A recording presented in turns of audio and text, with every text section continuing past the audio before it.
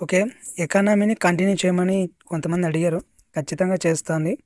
నాకు తెలుసు ఎలాగో ఒకరిద్దరు మాత్రమే ఫాలో అవుతారని. నిన్న ఊరికే వీడియోలో కామెంట్స్ ఎక్కువ రావాలని అలా అన్నాను. సో, ఖచ్చితంగా ఎకనామీ క్లాస్ అయితే చేస్తాం. నేను ముందు చెప్పినట్టు ఈ గ్రూప్ 2 సిలబస్‌కి సంబంధించిన మొత్తం కంటెంట్ అంతా మన ఛానల్‌లో ఉండేలా తప్పకుండా చేస్తాం. దాంతో పాటు డైలీ టెస్ట్ సిరీస్‌లు కూడా కండక్ట్ చేయాలనుకుంటున్నా. కాకపోతే ఈ ఎకనామీని కొంచెం మనకి ఆర్థిక సర్వే రిలేటెడ్‌గా చేసుకొని నోట్స్ ప్రిపేర్ చేయాలనమాట. దానికి కొంచెం టైం పడతది. అందుకే గ్యాప్ తీసుకుంటున్నా. మేబీ ఒక 2 వీక్స్‌లో అయిపోతదండి. మొత్తం ఇండియన్ ఎకానమీ అయిపోతది.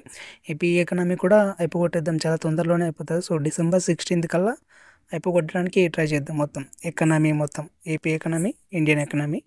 సో, ఇప్పుడు టెస్ట్ సిరీస్ కూడా ప్లాన్ చేస్తున్నాం. కొంతమంది ఇవాళ డెమో కూడా రాశారు. ఇంకా రాయని వాళ్ళు ఉంటే రాయండి. నేనైతే స్టార్ట్ చేద్దాం అనుకుంటున్నాను. ఫస్ట్ అయితే పాలిటీ స్టార్ట్ చేస్తాం. ఎందుకో మీకు తెలుసు. సో, డిసెంబర్ 1 నుంచి పాలిటీ డైలీ టెస్ట్ సిరీస్ పెడుతున్నాం. సారీ అండి, ఈసారి అయితే కొంచెం పెయిడ్ టెస్ట్‌లే పెడుతున్నా.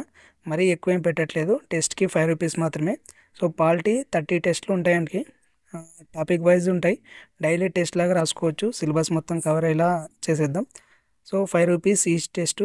అంటే 30 టెస్ట్‌లు ₹150. సో, అఫోర్డబులే అనుకుంటున్నాను నేనైతే. తీసుకోవాలనుకున్న వాళ్ళు మన టెలిగ్రామ్ గ్రూప్‌లో జాయిన్ అవ్వండి. పాలిటీ సక్సెస్ అయితే వెంటనే వితిన్ 1 వీక్‌లో ఎకనామీ కూడా స్టార్ట్ చేస్తాం.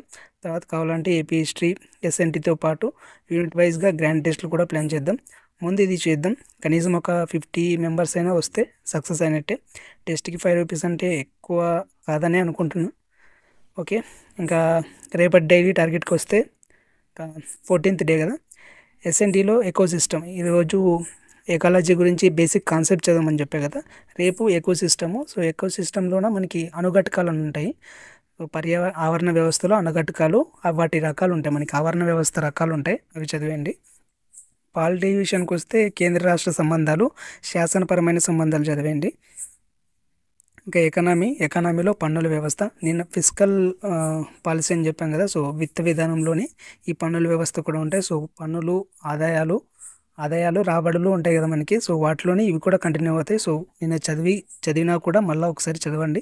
సో, పన్నుల వ్యవస్థ ఇంపార్టెంట్. జీఎస్టీ మెయిన్‌గా ఫోకస్ చేయండి.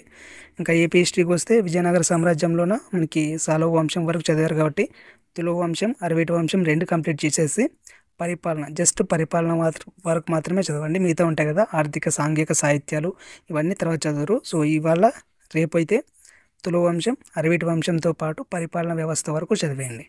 అంతే. ఇంకా టెస్ట్ సిరీస్ తీసుకోవాలనుకున్న వాళ్ళు ఒకసారి టెలిగ్రామ్ గ్రూప్‌లో జాయిన్ అవ్వండి. కింద లింక్ ఇస్తా ఇవాళ వీడియో కింద. Okay. Thank you. Good night.